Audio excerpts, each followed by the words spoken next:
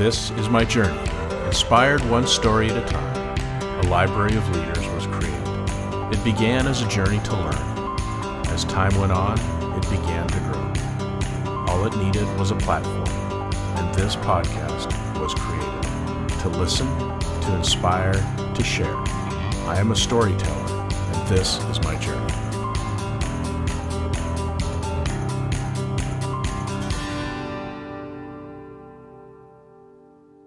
Welcome to another episode of Profiles in Leadership. I'm your host, Steve Anderson, and today our guest is Therese Huston. She is a Ph.D. and a cognitive scientist at Seattle University, where she transforms good science into great strategies.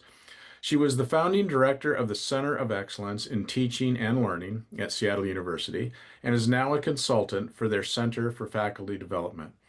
She is the author of Let's Talk, Make Effective Feedback Your Superpower, How Women Decide and Teach What You Don't Know, and has written for the New York Times, the Los Angeles Times, Time Magazine, The Guardian, and Harvard Business Review. Her latest book is Sharp, 14 Ways to Improve Your Life with Brain Science. Therese has led workshops and delivered presentations to Fortune 500 companies, startups, and universities across the globe. She lives in Seattle with her husband and their dog, who insists on being the real boss of the household. So, Therese, welcome to the program. It is great to have you on. Thank you so much, Steve. I just feel so honored to be here today. Well, thanks for being here. So let's just start with a little context. So just give us a little bit idea of where you grew up and where a little bit of your early career and how you ended up being where you're at now at Seattle University. So I grew up in Ohio, in Cleveland, Ohio for the most part, although we moved around quite a bit. I think I'd lived, by the time I was 10 years old, we lived 10 different places. We moved quite a bit.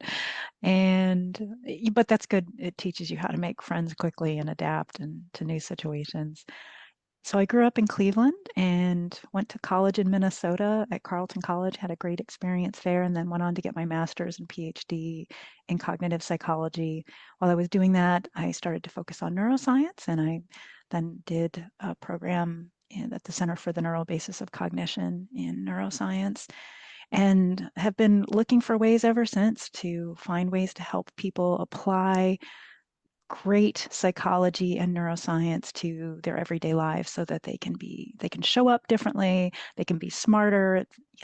People love to say, don't just work harder, but work smarter. What does that mean? Right? So many of us are like, I'd love to, I wish I knew what that meant. So I'm trying to give people those skills. That's great. Now you have a interesting little story that the first time you found out that maybe you were meant to lead, be a leader. So tell us that story. I think you're about 8 years old, right? Yeah, good memory. You're good at this. No surprises there. So when I was in third grade, so about 8 years old. Then, as I mentioned, I grew up in Cleveland. For those of you who know northeastern Ohio, we have something called the lake effect, which means we get some intense winter weather. And the policy they had at my elementary school, public elementary school, was at lunchtime, as long as the weather was decent, you got to play outside after lunch. And so you got a great recess. But if the weather was awful, which it could turn awful pretty quickly, you had to come inside and you got to play games in the classroom. So you spent time in class, but you got to, be your 8-year-old self and excited and play and laugh with your friends. Well, we had what was called a lunch guard, and the lunch guard was an older student who was going to oversee us and during that recess period, whether we were outside or inside. And most of the lunch guards, like I said, would let us play as long as we didn't get too rowdy. We were allowed to goof off. But we got, at one point during the year, we got a lunch guard who, if we had to be inside because of inclement weather, she would insist that we all put our heads down, that we couldn't talk, we couldn't play, we just had to be silent, and we got in trouble if we spoke. Now Steve, this is torture for an 8-year-old after after a lunch of peanut butter and jelly sandwiches. You've been sitting in your desk all day.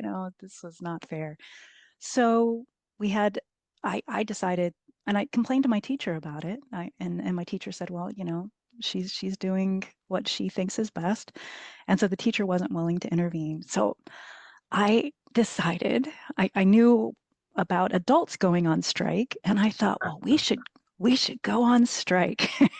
Uh-uh. So I somehow got the word out to the other third graders that on a day where we had inclement weather and we were going to have to come in and sit with our heads down, we were going to go on strike and refuse to do this. So it was one such day. The weather started out fine. We were all outside playing, and then the weather began to look like it was going to storm. And so the lunch guard was saying, everybody has to come inside. Everybody has to come inside. Well, this was the day we were going to be on strike. So we did not go. We just ignored her. Uh-uh. And I was so proud of myself. We were going to come in when it was time to come in to start the afternoon classes, but we weren't going to come in until then. In any case, I don't know, maybe 5 minutes, 10 minutes of this passes, and the principal of the school came out and called me over. And I thought that at most my teacher was going to find out and that she might talk to me and I would point out what I had pointed out before, which was this was an unfair policy. But instead, it's this I'm probably only 4 foot tall, maybe at most at this age, and he's something like 6'6" and tall and lean. He was like a praying mantis when he crouched down to talk to me. I was so terrified. I think I'd only met him once. And he explained very calmly, he didn't get mad, but he explained very calmly that kids could not go on strike. This was not allowed. And that we had to come in and we had to follow her instructions. So I was terrified. And so I learned a couple of things about myself on that day. First of all, I learned that I did like to lead. I really liked the impact of being persuasive, of getting a message out there and getting people to rally against injustice. So that part felt great. I also learned I am not one to stand up against authority. Excuse me. I was like, okay, you are going to have to lead in a way where authority is on board. And so that's been helpful in my adult life to, if I want to lead change, I will first make sure that the powers that be are on board with the change, that even if it appears to be ground up, they at least are willing to see where this is going to go. And so that has led me to be a much more effective change agent because, at least within academics, there's a lot of hierarchy. So it's really effective to get the president or the provost, the VPs on board before you try to lead change. And I have to say, actually, the good news is, Steve, is that we got a different, starting the very next day, we had a different lunch guard, different person.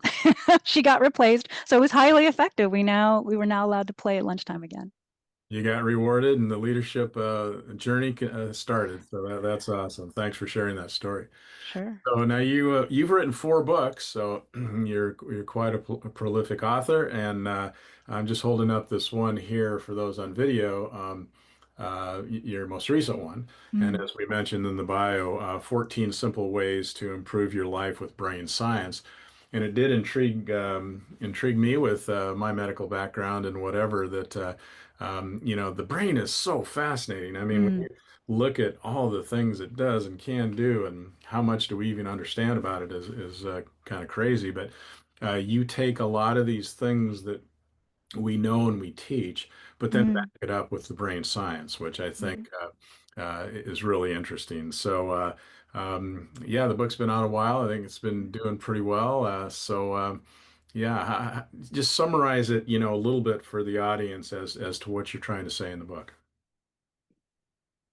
My goal with the book is to allow everyone to feel mentally sharp at will, because I think we all know what it's like to feel sharp, right? We feel quick-witted, we feel we can think on our feet easily, we try to remember something and it immediately comes to us. We're not stumbling around trying to remember someone's name or a little tidbit of information. Instead, it's right there. It's right where we need it to be. So we know what it's like to feel sharp. However, we also know what it's like to get a poor night's sleep or to be working on a project or with a team where you're feeling unmotivated and you don't feel sharp on those days, but perhaps you need to. And so, what can we do to manage ourselves, to manage others, so that when we need to feel sharp, we can cue it up? we don't have to wait for a night where we have good sleep. We don't have to say, I'm sorry, can I phone it in today? Instead, you don't have to phone it in. You can be what you need to be at more or less a moment's notice. So the book gives both quick strategies, things that you can do in less than 5 minutes to get sharp if you're feeling scattered, or to if you know you're about to walk into a meeting where you need to meet a lot of people and you want to remember names, what can you do to boost your memory on a day when you're feeling a bit sluggish? As well as strategies long term. What are things that you can do so that you can build either what's called cognitive reserve or brain reserve? What can you do so that long term you can stay mentally sharp? I'm someone in my mid 50s and I'm looking at like, how do I stay sharp? Dementia thankfully doesn't run in my family, but I think the latest statistic that I saw was 42% of people over age 55 are going to develop dementia. That's huge. That's Yeah. a big It's number. Wow. it's a big number. And so whatever stage of life you're in, you want to build up what's known as brain reserve. You want to build up extra capacity so that you're less likely to develop dementia later. Yeah. So I read somewhere too that someone said that you are an expert in decision making. What is an expert in decision making? We all want to be that, Yeah, for sure. right? So what it doesn't mean, Steve, is it doesn't mean that I don't have regrets, right? I think there are people who like to say that. I'm not sure that that's I love that notion. There are certainly things that if I had a chance to have a do-over, there would be things like, oh, I wish I had been even kinder to that person, or I wish I went to Oxford for a program in their business school. I wish I'd gone a year earlier, right? There are things that once you see how something plays out, you might wish you had done it slightly differently. So it's not that. But what it does mean is that I know a lot about what the research indicates about how to make good decisions. Since I've done a lot of that research, I do make better decisions. I don't give myself a hard time if I need more time to make a decision. I think and Mm, especially in American culture, we really prize decisiveness, quick decision making, right? I don't yeah. know if that was a pressure that you felt as a leader, but I think a lot of leaders feel that way, that they have to be quick, otherwise they look weak. And Yeah. and also one of the important things I learned is that collaborative decisions tend to be better decisions than decisions that are made by a sole individual. Yeah. And so those are some of like we can talk about some of the other great lessons, but being an expert in decision making means I know a lot about what the research says and I try to apply it in my daily life when I can.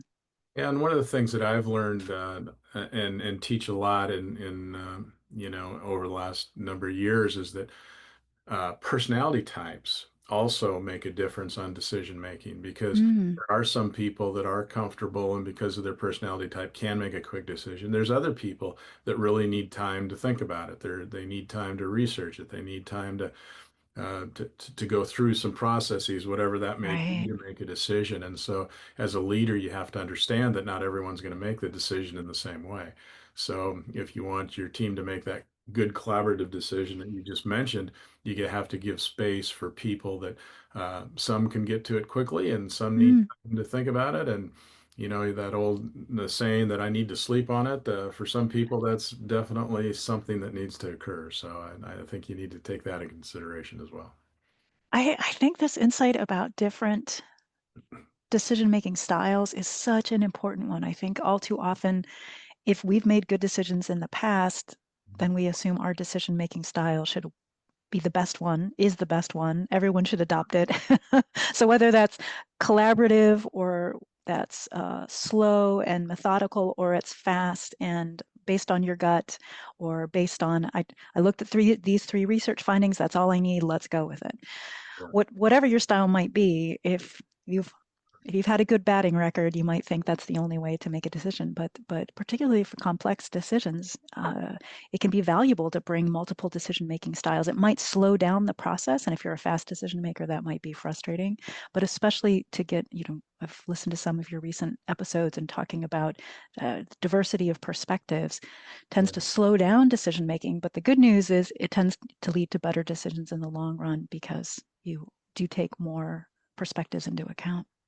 Yeah, and understanding yourself and then those that are on your team, like I've told this story before, but Mm, I found out, after a while of being a leader that I'm a verbal decision maker. So if I want to make a big decision, I will talk about it. I will ask you what you think about it. I'll ask others Mm, what they think about it. And somehow through that process of discussion verbally, then it's mm, like, oh, okay, this is what we need to do. I got it now, ready to nice. go. And Yes. so I was so excited when I learned that. And I came home and told my wife that. And she just looked at me and smiled and she goes, so that's why we have to talk everything to death. And I go, it's true. It's who I am. She knows that. And I know that. So when I start into that process, she gives me the latitude to do that. I know that I have to go through it to feel good about my decision, and Mm, therefore it works. And just a good example of how on your teams, when in companies or business, when you're working with a team or whatever situation you're in, that if you really know your people, understand their styles and whatever, then you come to that collaborative decision maybe in different ways, but you have to let the process go forward.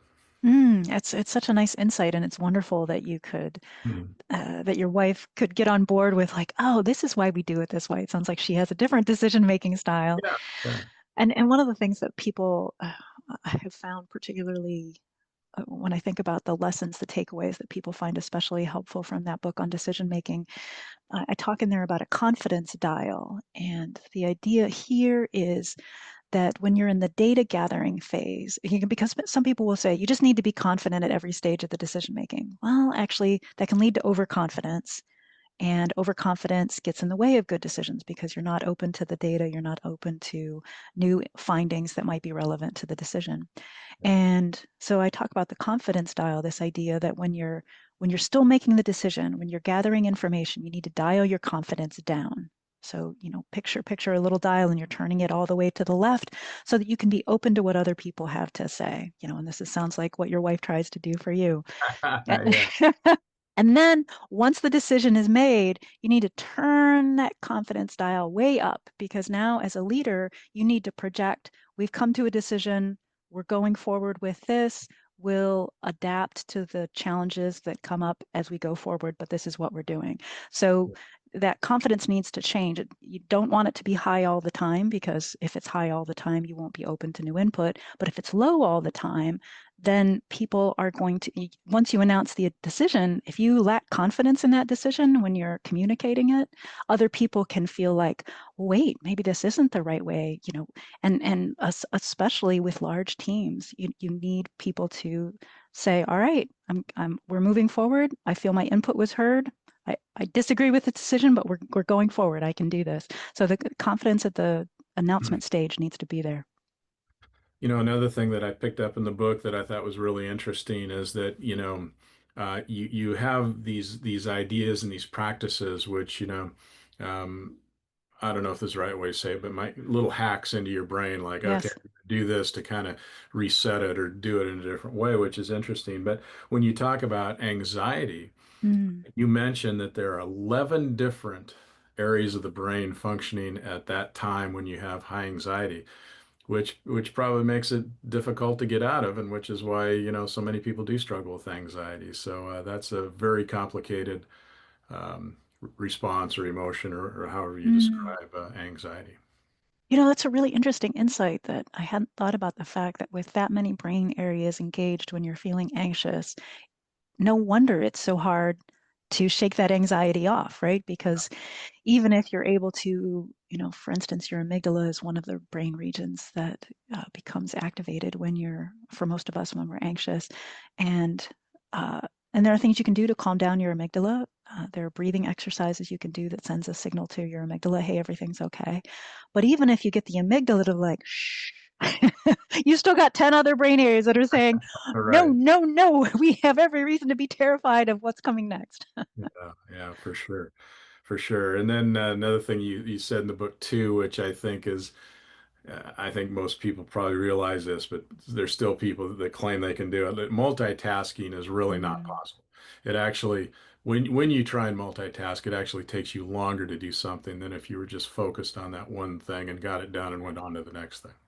It does. Can I do a quick demonstration? Would you mind, Steve? Sure, sure, Okay, go ahead. great. So, but I'm going to demonstrate how hard multitasking is, if that's okay, because I think I often hear from people will even have bragging rights around this, that they're better than their spouse at multitasking. But the point is, even if you're good at multitasking, you'd still be faster if you were single tasking. So here's the demonstration, and we can play along. So what I'd like for you to do is out loud count from 1 to 8 as fast as you can. Go. 1, 2, 3, 4, 5, 6, 7, 8. Great. Excellent. And now I want you to say the letters A through J out loud as fast as you can. Go. A, B, C, D, E, F, G, H, I, J. There you go. Nicely done. Okay, so things you've been doing since you were 5 years old or younger, right? Both things you're very skilled at when you single task. Now what I want you to do is multitask. I want you to say a letter, then a number. So like A1, go. A1, B2, C3, 4D, 5E, 6F, and on. I'm slow. And it gets right, it gets so hard. For those Yeah, who aren't watching visually, right, we all like start looking away, we start looking up to the left or the right, and we slow down, we start making mistakes, we want to give up. When I do this in front of a large, when I give presentations and I do this in front of a large crowd, everybody kind of starts, you usually get a laugh, but you'll also start to get people petering out. So it's a nice demonstration of the fact that, first of all, if you just single tasked and did the letters and the numbers separately, you're going to get through both of them. You're not going to make any mistakes. Whereas when you multitask, what the research shows is that mistakes go up on average by about 47%. So you're, especially for things that are important, like you're writing an important email, but you're also trying to pay attention to someone who's talking to you while you write that email, your errors are going to go up 50% on that email, close to it. You don't want to be making those mistakes. right. Plus, you slow down, so you're not going to write that email as quickly as it might seem like you're going to. It'd be much faster to just have the quick conversation and then go back to writing the email. And the other part is that, and this is the part that was the most convincing for me, that I need to single task, single task, single task, is that if you do a lot of multitasking, researchers at Stanford have found it's harder to do deep focus later. So if you spend all morning multitasking because you're just like, Therese, I don't have any choice. I'm sorry, Steve. I gotta, I've got people knocking on my door all morning. That's just the nature of my job. But this afternoon, I've got 3 golden hours. I'm going to get that hard, deep work done. There's a very good chance you'll find it hard to get into the deep work because you've primed yourself to be easily distracted.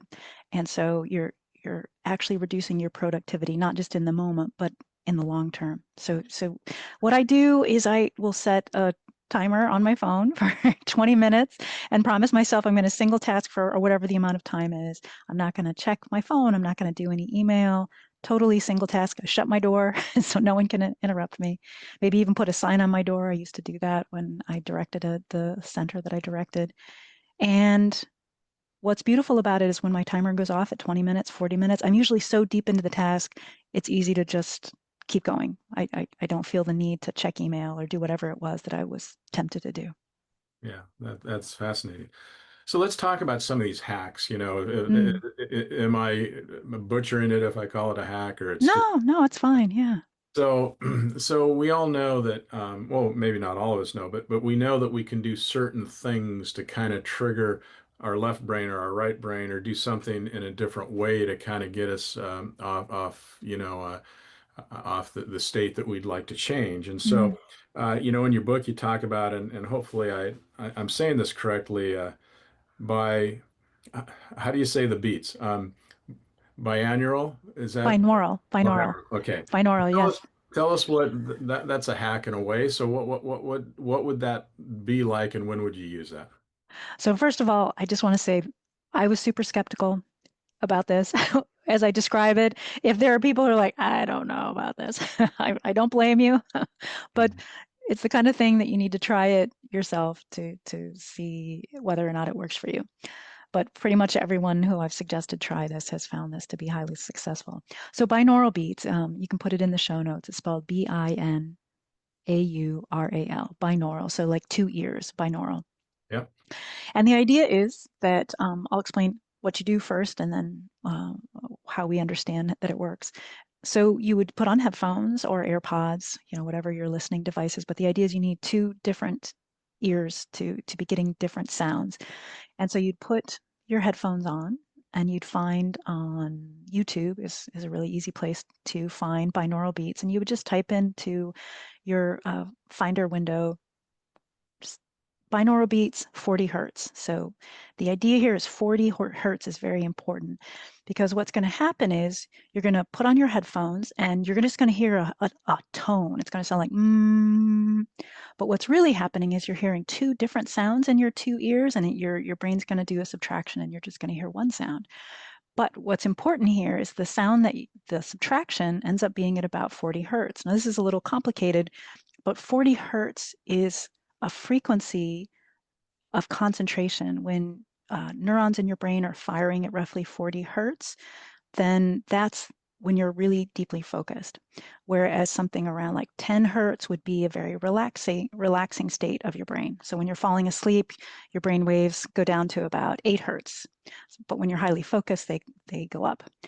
So researchers are still trying to understand this, but it's called entraining the brain. Basically, you're getting your neurons in your brain to fire at a particular frequency, and it improves focus. So what should happen is you're listening to this tone.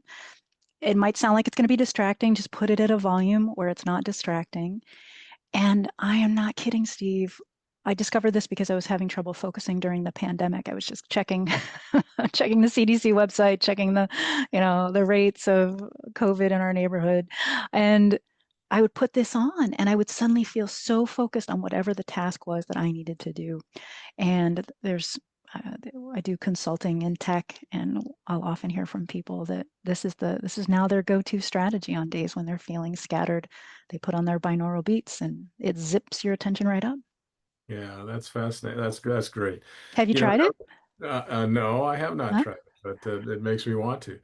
So another one that I've discovered and used Mm, kind of in my training, whatever, is the breathing. And so, mm, in a book called Breathe, it was a great book written by a journalist actually, but it talked a lot about this breathing. And when our bodies were designed to use the fight or flight system, rarely. It's like to, mm.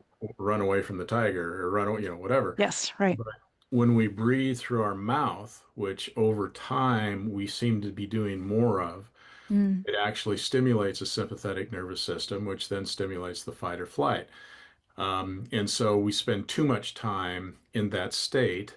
Whereas if we breathe through our nose, that actually stimulates the parasympathetic nervous system, which calms us, it gets our heart rate down hmm. and whatever. So again, one of these hacks that you can use when you're, feeling stressed or anxious or our moms didn't know what they were saying, but they always said, just take a deep breath.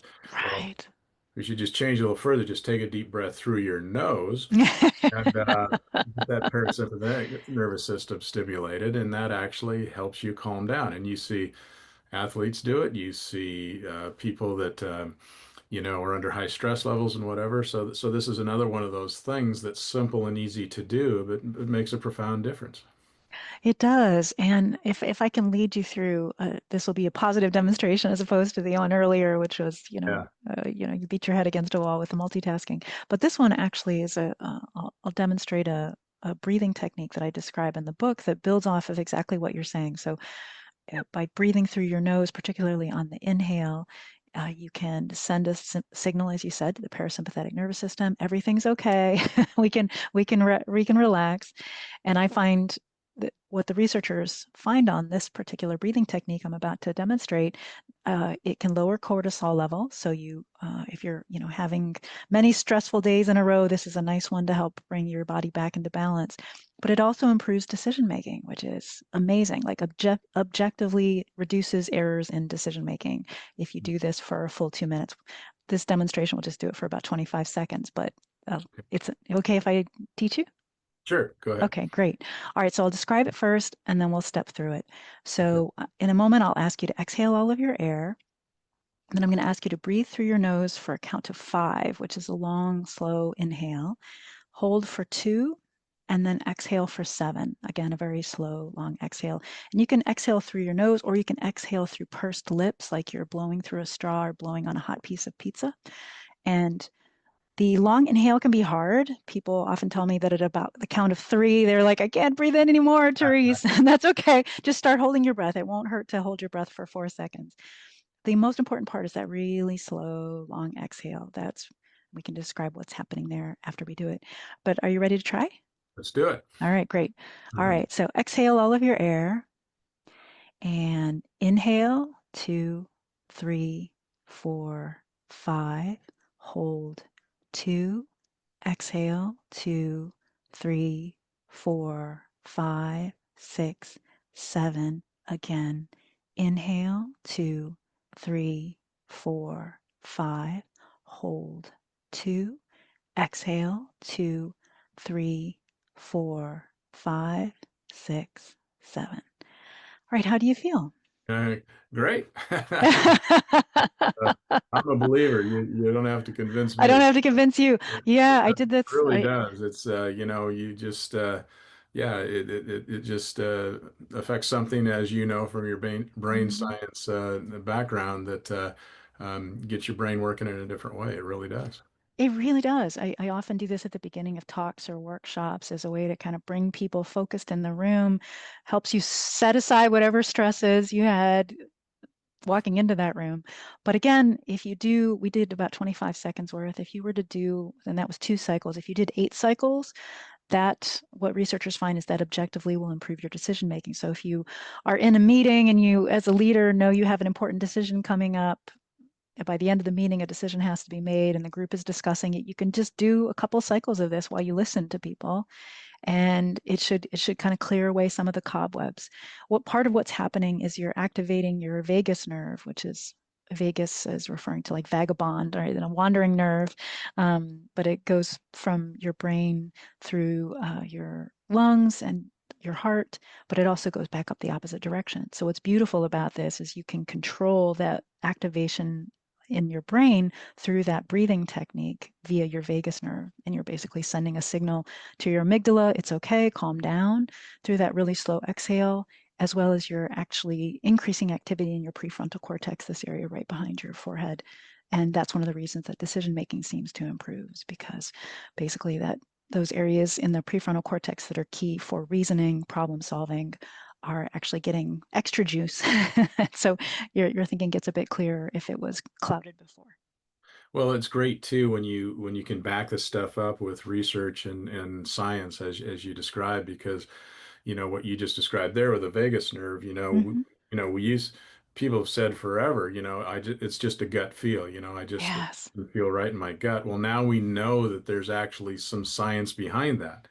That when that the brain can stimulate the gut feel, or give you Yes. butterflies or whatever, that make you and if you're aware of that, that can be that can lead you in a, as you say, better decision making. So, Exactly. Yeah. And your vagus nerve does run all the way into your gut. And so likewise, if you have butterflies before you have to get up and give a talk, like doing this activity can help calm your stomach down as well as calm down your brain so that you're able to think on your feet. I know for so many people, source of anxiety can be, am I going to be able to handle the questions? It's one thing if my slides don't work, but it's another thing, can I handle the questions that might come at me, yeah. particularly in these ask me anythings that a lot of leaders are finding they want to offer people, but create so much anxiety. This can be a great activity to both calm the nerves, but also increase your alertness so that you're on your best game. Yeah. And as a music lover, I also liked reading too, that like listening to music that you really like can increase your levels of dopamine, and so that can also be something that can be a tool for you, that if you need some help, some external help, music that you love can do that as well. It is that one I found very surprising because there's so much conversation right now around deliberate cold exposure, right? The take a cold shower in the mornings, and that will give you a dopamine rush. And it does. But what do you do at 3 in the afternoon when when you're in your office building and there's no cold shower, but you need to amp up your motivation because you're about to lead a team meeting where people are feeling low morale and you've got the right message, but you're also not feeling it. How do you get your dopamine up? or maybe you didn't sleep well the night before. Dopamine will go down if you slept poorly. So this is a fabulous one. You can have a dopamine playlist, is how I think about it. Basically, you want music that will give you chills. So that's going to be different for every person. You can't just get on Spotify and look at what are the top 10 songs and play those. No, it's got to be personal, right? And maybe something from the Jackson 5 that gives you chills. It doesn't have to be something current, whatever it might be that for you, it's just like, oh. And what researchers find is that that experience of the chills that people get when they listen to music is a nice indicator that they're getting a little bit of a dopamine hit. So do that, have that playlist ready, and you'll feel more pumped going into whatever happens next. Yeah, yeah, that's awesome. And another thing I picked up too was, because there's kind of a thing going around here where, like people say, oh, you manifest your way to, achieving what you want to do or Mm. write it out. And you actually say that vision boards to manifest your life don't really work. So tell us your theory on that and why is it different than kind of this current trend where some people are saying that's exactly what you need to do. Well, it's very interesting. I know even Oprah, there are so many. I mean, could she be more amazing? I don't think so. There are plenty of people out there who love to embrace this idea of create a vision board. Imagine yourself in that, having all the goodness that you want in your life. And what happens, it does make you feel really good in that moment. So there's no doubt about it giving you that burst, that feeling that you're hoping to feel someday. It will give it to you right then. The problem is that if you're feeling right now the feeling you hope to feel at the end of a hard and arduous journey, why put in all the effort, right? If all you need to do, and the researchers actually find that this is borne out in terms of the neuroscience, that you'll actually get brain activity going down after having one of these visions of, like, maybe you want to lose weight. So you picture yourself in the jeans that haven't fit in 10 years. Now they fit. And I'm taking more pictures of myself on Instagram because I feel so attractive. It'll make you feel great in the moment, but those brain activities associated with motivation go down. People will work less hard on their diets in the next week if they've envisioned themselves having already lost the weight. So it doesn't lead to more motivation. It leads to less motivation. Instead, what works, so it's not that envisioning is bad. You just shouldn't envision the endpoint. What you need to envision is the process. They find that envisioning the steps to get there activates at least 5 times more brain areas. And the key one that it activates is something called the right dorsolateral prefrontal cortex. It's a yucky mouthful. So, but anyway, it's this brain area that's basically like your finger wagging area, right? So if you can picture, Steve, that from movies, they like to do the devil and the angel on the two shoulders, right? Yeah. This is Yeah. like the angel on your shoulder. That's the brain area that's like, I know you don't want to do this, but you should do it. and Yeah. and when you picture the process, that brain area gets activated. So if you're thinking like, oh, I need to diet, but I really want to have whatever that for me, it would be ice cream. Yeah. I deserve that ice cream. I'm going to have that ice cream. How am I going to not have ice cream? What alternative? What will I reach for instead? Oh, cherries are in season. I'll have cherries. If I picture myself going through the process, if I'm going to have this instead, I'm going to say that I will have the ice cream after a run in a couple of days, whatever it might be. I am activating that right dorsolateral prefrontal cortex. I'm more likely to stick with my diet, as well as I'm more likely to achieve my goals, which is perhaps lose whatever that amount Yeah. of weight is. So it's, Yeah. yeah, so the neuroscience support this. Picture the process, don't picture the goal. I mean, sorry, don't picture the end state. Right. And then on the opposite side of that, which does work, you talk about this if-then planning is highly effective. So explain the if-then strategy. So yeah, this is also called implementation planning, is the longer jargony word for it, but if then planning.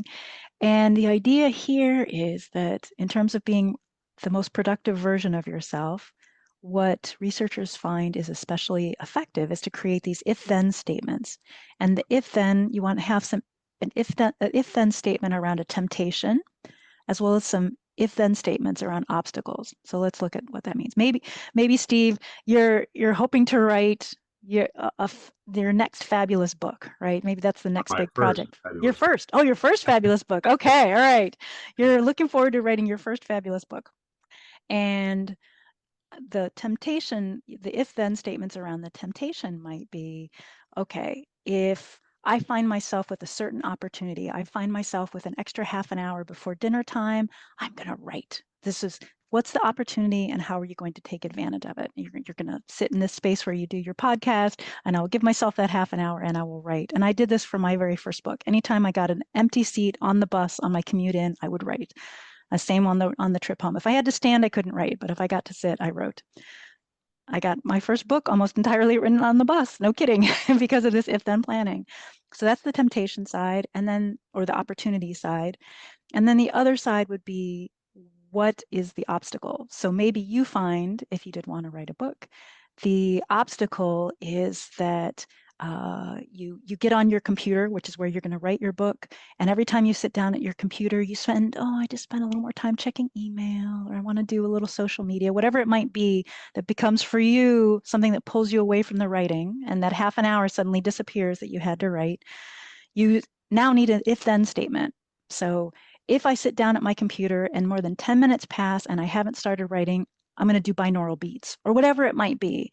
Something that I've now got to, if this happens, I will do this. Either I'm going to take advantage of the opportunity or I'm going to overcome this obstacle.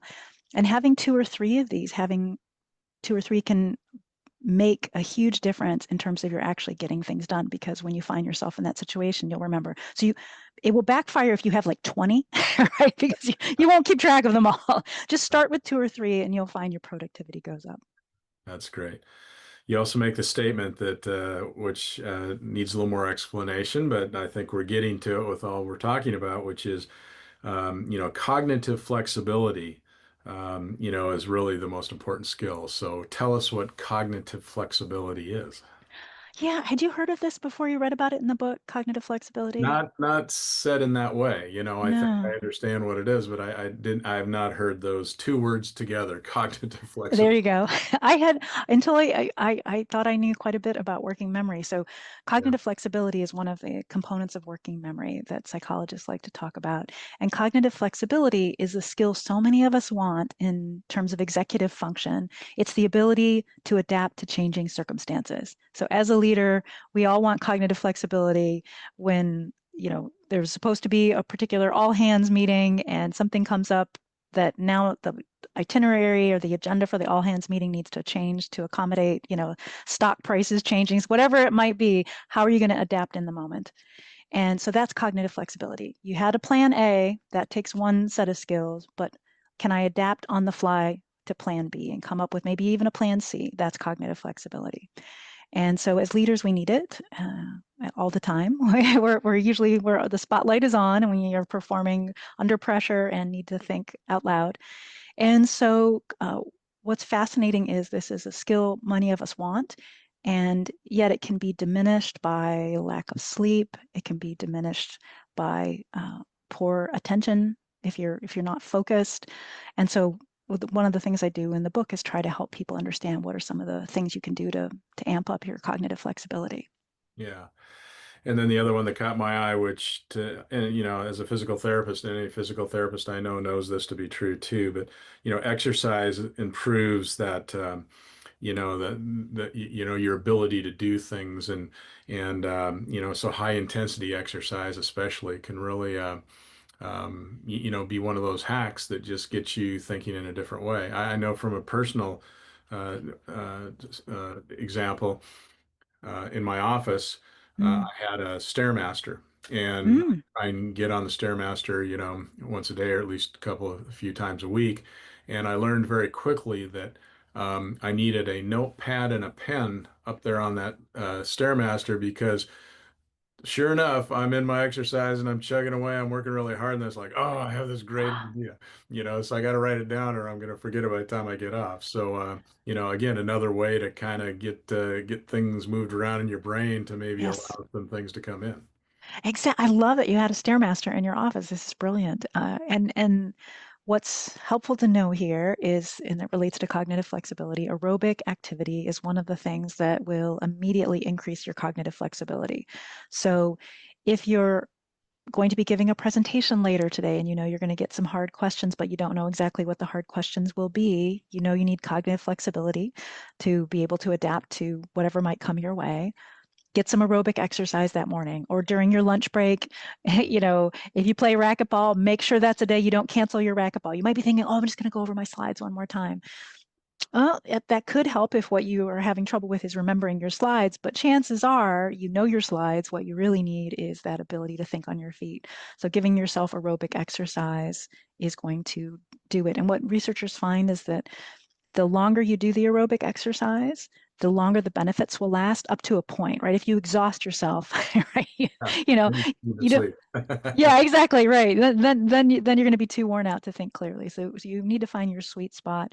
But what the researchers found that it was like 45 minutes of aerobic activity. So for me, that would be a spin class. 45 minutes of aerobic activity. At least 2 hours later, you are still having better cognitive flexibility. You're quicker in your thinking than people who didn't exercise. And they, to be honest, Steve, they stopped measuring at 2 hours. So who knows at 3 hours, 4 hours, basically the researchers were like, we're going home. Yeah, yeah, So exactly. the effects last a long time.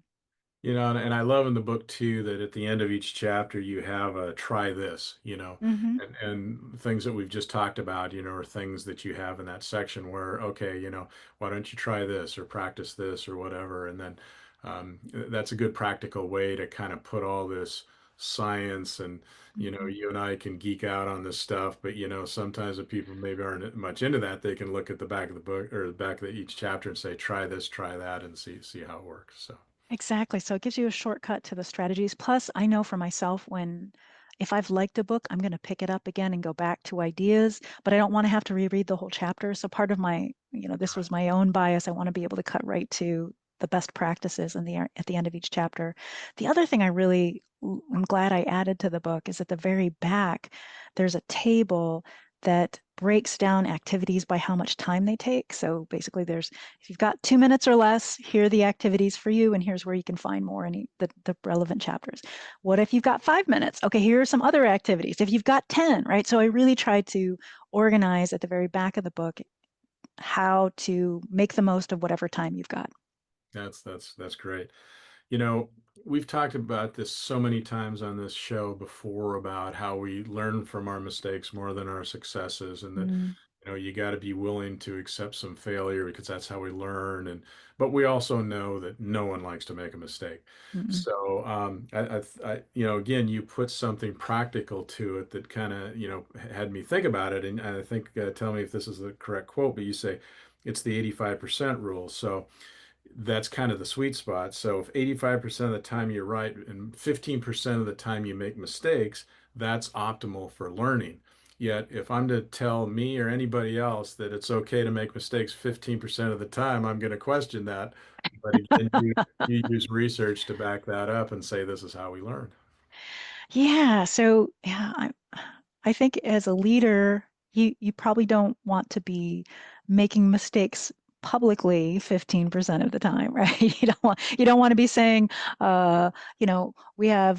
we just landed this acquisition. Oops, sorry, nope, that wasn't the right. You don't want to, right? Yeah, That would be not the kind of mistake you want to make. right. However, in the learning phase, in the private side, where you're trying to learn things, where it's not a public domain, that's a place where if what they find is if you're making mistakes more than 15% of the time, you're just going to be super frustrated and you're going to give up and stop trying to learn. So like if you're learning a language, for example, then that's going to be a place where you don't want to be. Or if you're working with your trusted advisors and they're trying to explain a concept that to you doesn't make sense, if you try explaining it back to them, if you make some mistakes, that means, and they tell you, no, like, no, actually, you got it wrong, Steve, it's this, then you'd be like, oh, now you're paying more attention.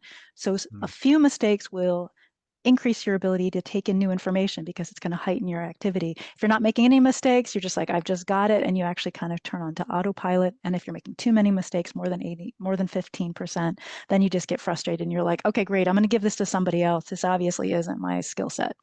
So 15% seems to be the sweet spot. But again, it's in the learning part, not in the public facing part. So if now I just need to change my mindset a little bit. So if I go out on the ski slope, instead Yes. of bragging that I didn't fall once today, I should say I fell 15% of the time. So I really,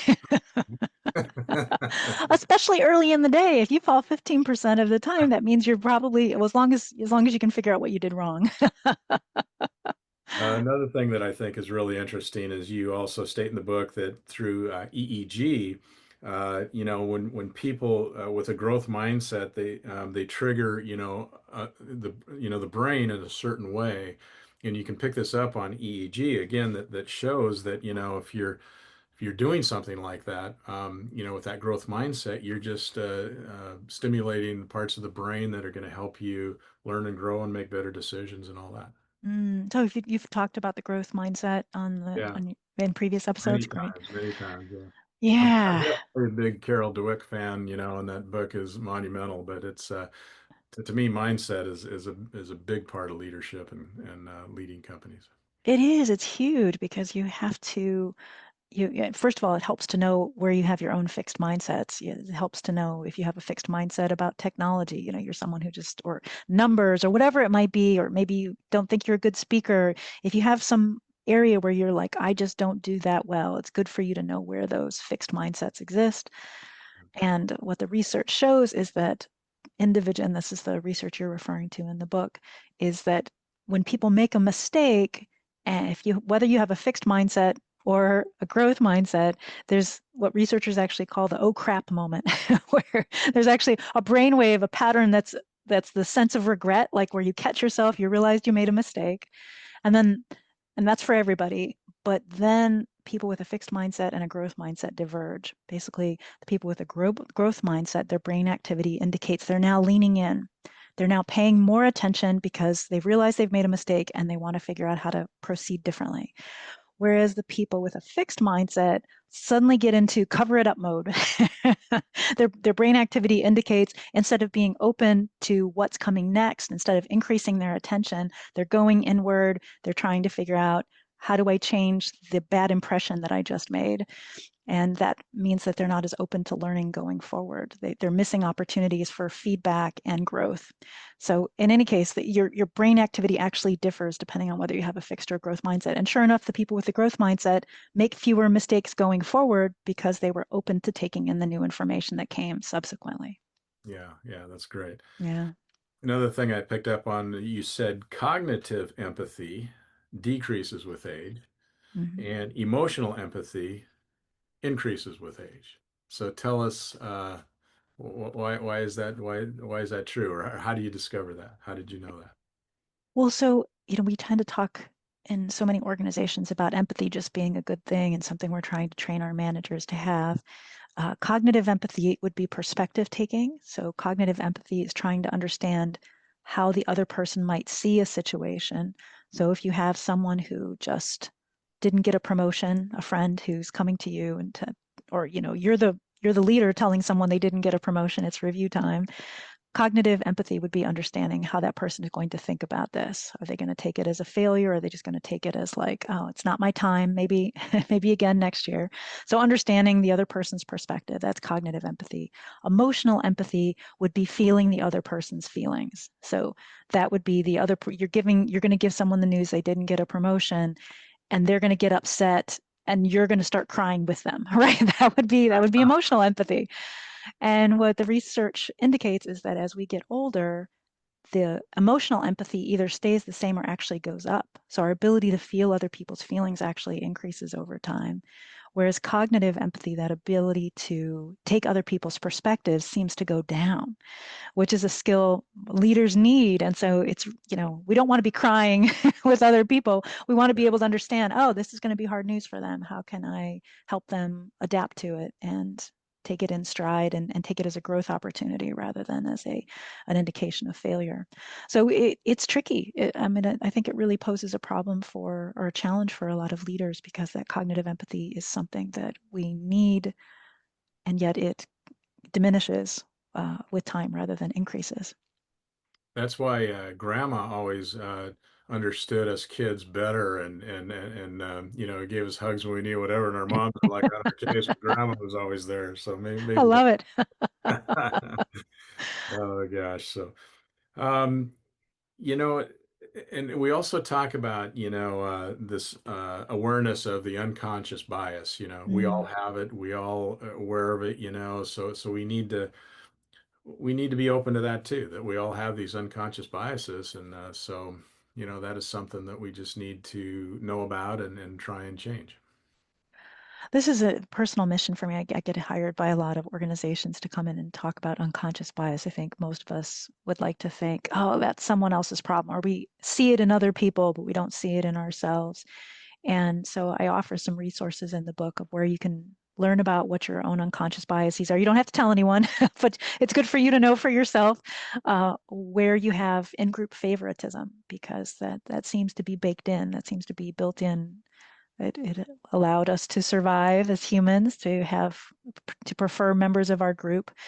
But in the workplace, that's a problem, right? You can't just want people who look like you or came from the same college that you went to. uh, that in-group favoritism is something that can get in the way of hiring diverse groups, of hiring people who are going to bring different perspectives, life experiences. And so, yeah, and there's interesting neuroscience. I think one of the most fascinating findings for me in researching the book was that stress increases in-group favoritism. So what that might look like as a leader, you've got a team that's crunching for a deadline, and you get two people who ask you for extensions. Instead of turning it on Friday, can I just have till Sunday night? It won't make the difference. I'll still be in before Monday, but can I get till Sunday night? And the first person who asks you is about your age and they happen to be your gender. Maybe they're the same race. They ask, and you're like, oh, of course. Yeah, Sunday night, no big deal. The next person who asks is 10 years younger than you, happens to be a different race, maybe even a different sexual orientation. And you're like, and you think, oh, I already gave one extension. I can't give two. And you make up an excuse, right? That feels totally legit in the moment. But chances are, even if it had been flipped, even if that person had asked you first, chances are you would have said no, because when we're stressed, we are more likely to favor members of our in-group, people who are just like us, than people who are different. And so that was a huge, I think leaders need to know this. Whether you think diversity and inclusion is important or not, it's really good to know you're more likely to show bias when you're super stressed. Yeah, yeah, that's a really good message. It is. And another thing too that you mentioned that I always try to do with my kids, and I can see it in when you're raising your kids how important it is. But I think with adults and businesses when you're leading too, is that there is a benefit when we provide a choice. If you can ever Mm. give somebody a choice of something as opposed to this is what it is, that's another positive brain activity, I guess, if the brain feels like it's got a choice, right? Absolutely. Oh, one of the things that I find fascinating here is an area called the ventral striatum gets more activated when we and the ventral striatum is your reward center. So when you feel, when you're anticipating your favorite dessert, your ventral striatum is getting excited. Basically, that's the brain area that's like, ooh, I can't wait for that reward. And here's what's fascinating. Simply anticipating a choice. You don't even have to have made the choice. Just knowing that a choice is on the horizon will activate your ventral striatum. So this is helpful for leaders to know, where you can give people a choice, even if the choices that you're giving them, what people are going to choose. The fact that they have a choice will feel rewarding to people. And so wherever you can do that, it's worth making that extra time to give people a choice. And then one last thing here, when you kind of like we talk about providing that invisible support, Mm. and using like touch words or action words, and I love how you wrote your acknowledgments. You used words in this way. Just explain that, how you did that and what your thought was on that. Yes. So what I did in the acknowledgments is, instead of just, listing people and saying, thank you, Lindsay, for this, instead I came up with different words that embodied the qualities that they brought, whether it was persistence, whether it was perfectionism, whatever quality different people brought, and I would say that word, and then I would indicate the way that the different people brought that to bear. But the invisible support, this would be more in your personal life than in your work life. But the idea here is that if someone who's really close to you is chronically stressed, what you want to do is be You want to fly under the radar with your support. Getting back to choice and control, all too often when we're chronically stressed, let's say you know, normally the person who's stressed makes dinner and you say, honey, I'll make dinner tonight. I can see you're overwhelmed. I'll take care of this for you. That person who's feeling overwhelmed might now feel like you just took away the one thing that they did well, right? Work is not going well. Making dinner was a thing that made them feel they brought some competency in the world. So taking it away from them is not that visible support is potentially going to backfire and you're going to have a fight and you're going to be like, why? I thought I was helping. But invisible support would be support where you say, you know what? My partner normally takes the trash out on Wednesday nights. You know what? I'll just take care of it tonight. I won't say anything. I won't take any credit. Just that's one less thing my partner will have to do tonight. And what researchers find is this kind of when people receive that invisible support where people don't take credit, they just make the path through life easier for that stressed out other. The other person feels less stressed the next day, their cortisol levels go down. So invisible support. So you just can't take credit. You just do the thing and allow that person to have an easier day. And it has big benefits. Acts of kindness, love languages, all those kind Yes. of things, fit into that category. And also in the acknowledgement piece too, I think that it shows how much words matter. Words Hmm. do matter. So yeah. They do. They absolutely do. So we've covered a lot of ground here, but has there been anything that I haven't asked you that you want to be sure and get in the program today? I think the one thing I want to add, I'm always reading, always trying to identify new findings that are worth sharing. And I think the key finding, if I could, have a PS in the book, Yeah. in terms of new research that I find convincing is that we should all be eating more dark chocolate. There you go. There's That's yourself. that's a good one, right? I knew before I wrote the book that it was good for your cardiovascular system. It leads to improvements in heart function. But in general, what's good for the heart is good for the brain. And there's now, just in the past year or two, great new data on how it improves memory, it improves concentration. You need a high percentage, so at least 70% or higher. So you can get that by making yourself a little hot cocoa or adding cocoa powder to something, or you can just enjoy the dark chocolate, although that comes with more calories and fat. But it leads to improved. Not only does it bring up your mood, it improves concentration, improves working memory, improves cognitive flexibility, which we've talked about. Anyway, I'm all on board with the dark chocolate now. Yeah, that's great. That's great. Well, Teresa, at this time in the interview, I always ask my guests the same common question. And that question is, in relation to leadership, what is a pearl of wisdom that you could leave us with today? I think my favorite pearl of wisdom when it comes to being a great leader comes from my time at the business school at Oxford. And one of the things that we came back to again and again in that program was this idea that it's an analogy to farmers. So farmers don't force their crops to grow. They create the conditions in which their crops can grow. And as leaders, I think we need to remember that. We can't force people to be more productive or be more creative or uh, have a new innovation, but we can create the conditions in which they can be innovative and productive. What obstacles can we remove or what can we put in place so that they have the opportunity to shine? And I think that's really a helpful way to think about it. That's wonderful. Well said.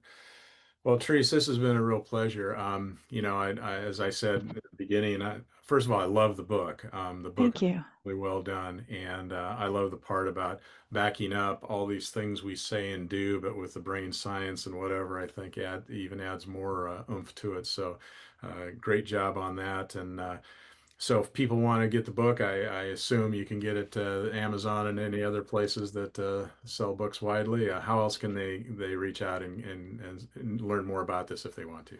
So you can find the book online at any retailer and lots of brick and mortar stores. I just had someone say they just picked up 3 copies at their local Barnes and Noble, so you can find it in regular bookstores as well. And then you can find me on my website, theresehuston.com, which you can put in the show notes. And also you can find me on LinkedIn. I'd be happy to connect, and Instagram. Okay. Well, thanks so much. Again, a great pleasure. You're a breath of fresh air. It's fun to talk with you. And as it turns out, we don't live very far from each other, so maybe we can run into each other down the road or have a cup of coffee or lunch sometime. I'd love that. I'd love that too, and enjoy at least we're having a sunny day here in Seattle. I hope you are too. Yeah. Take care. Take care. Thanks. Bye bye. Bye-bye. Thank you for listening to another episode of Profiles in Leadership. To listen to all my interviews, subscribe to Profiles in Leadership with Steve Anderson on Apple Podcasts, iTunes, and many other popular podcast platforms. Some of these interviews are on video, and you can search YouTube for Profiles in Leadership with Steve Anderson. You can also access the entire library of interviews on my website, orange.coaching.com, and that is orangetheword.coaching.com, and go to the Media Center and click on Podcasts or Video Gallery. You can also enter the website from pilpodcast.com.